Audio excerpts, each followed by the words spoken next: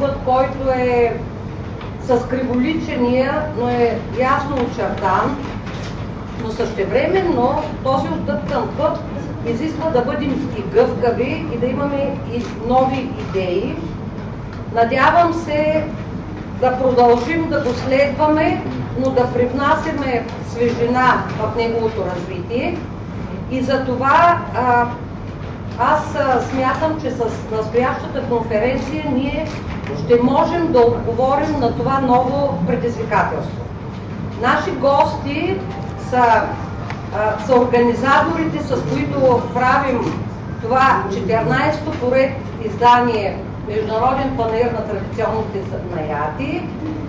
И тук сред нас е госпожа Лена Георгиева, която е председател на Общинския съвет, която е много важна за нас, защото в Общинския съвет се гласуват всички важни решения, свързани с нашето развитие. И аз си давам думата за приветствие към вас. Заповядайте.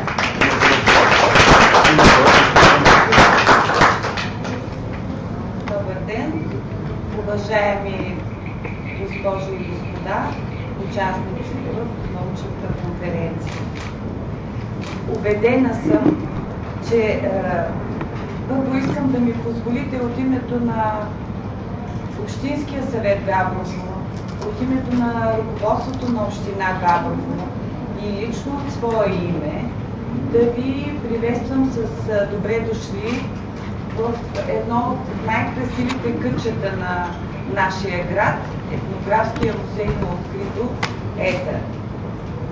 Убедена съм, че темата за традиционните занаяти и тяхното минало, настояще и бъдеще, която ще разглеждате на настоящата конференция, е изключително полезна както за нашите гости от Румъния, от Холандия, от Македония, от Сърбия, така и за нашите български участници.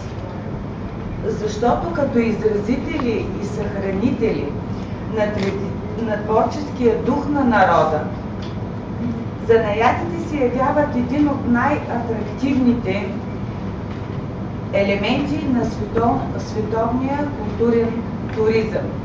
И това ще се развива и за бъдеще. В този важен и дългосрочен процес все по-голяма роля ще имат институции като настоящата, като музеят на открито, Етнографския музей на открито Етъра.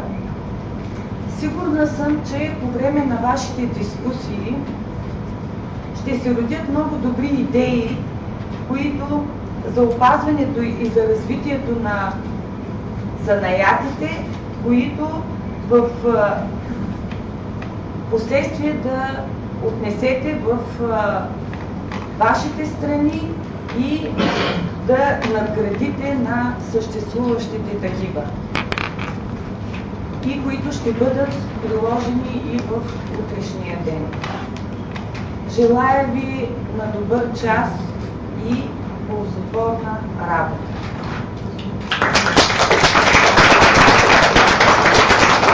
Благодаря на госпожа Георгиева.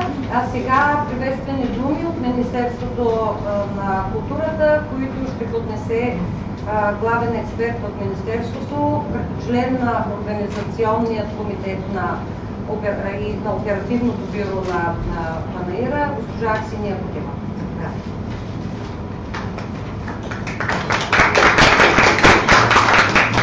Уважаеми колеги, госпожа Георгиева, госпожа Петрова, имам изключителното удоволствие да поднеса така поздравление от името на доцент доктор Бони Петрунова, заместник-министър, която за съжаление тази година е възпрепятствана да присъства на Международния панаир на занаятите и на конференцията, която буквално ви казвам, ме помоли да ви предам нейните най-добри пожелания и най-топли чувства за това, което да се случва тук в рамките на Международния панаир.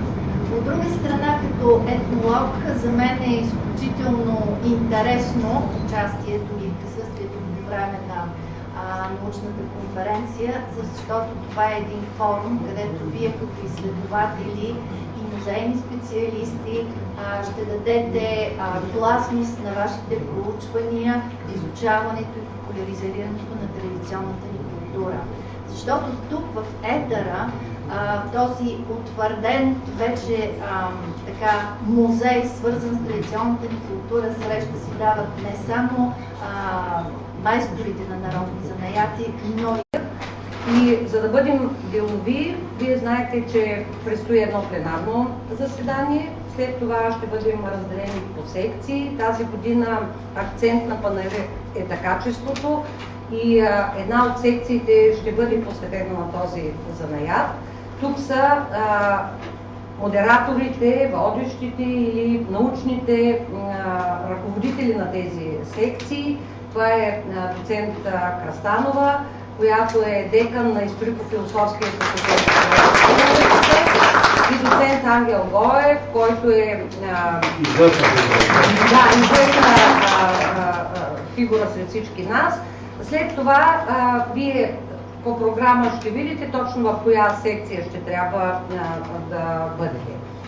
Според регламента на пленарното заседание, първи думи трябваше да има колегата Величка Илиева, но не я виждам в залата. И затова аз ще помоля да започнем с доклада на господин Ангел Гоев, който пък има и така добра връзка, защото е доклад, който е посветен на това, което се е случило с тази научна конференция през годините. Заповядайте, господин Гоев. Благовеста също да заеме своето място, тъй като тя е секретар.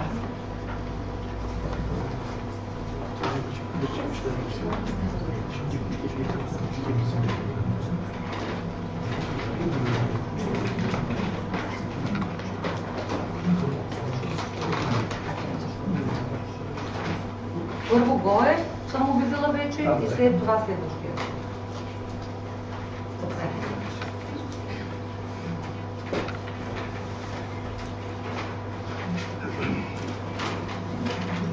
Уважаеми колеги, за мен е удоволствие, че трябва да ви поднеса на вашето внимание един анализ, който съдържа в себе си 12 години назад.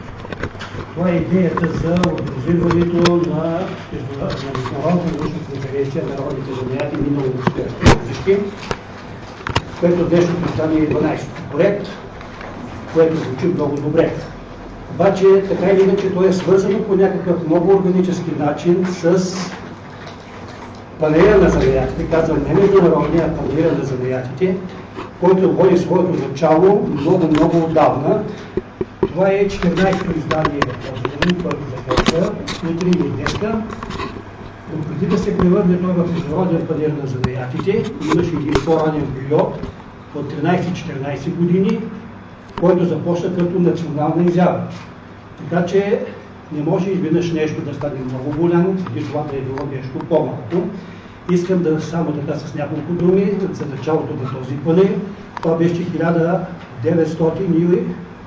година, когато за първи път беше изкристализирала идеята в Габрово, по-специално в етера, да започне като един обединителен център на народните занаяти, защото те са навсякъде в България, но Габрово и не само Габрово, разбира се, е един център на такъв занаят. И тъй като по традиция обикновено занаятчийските панели са били в патронажния празник на съответното населено място, първоначалната идея беше на Петковден, 14 октомври, да се проведе този панел.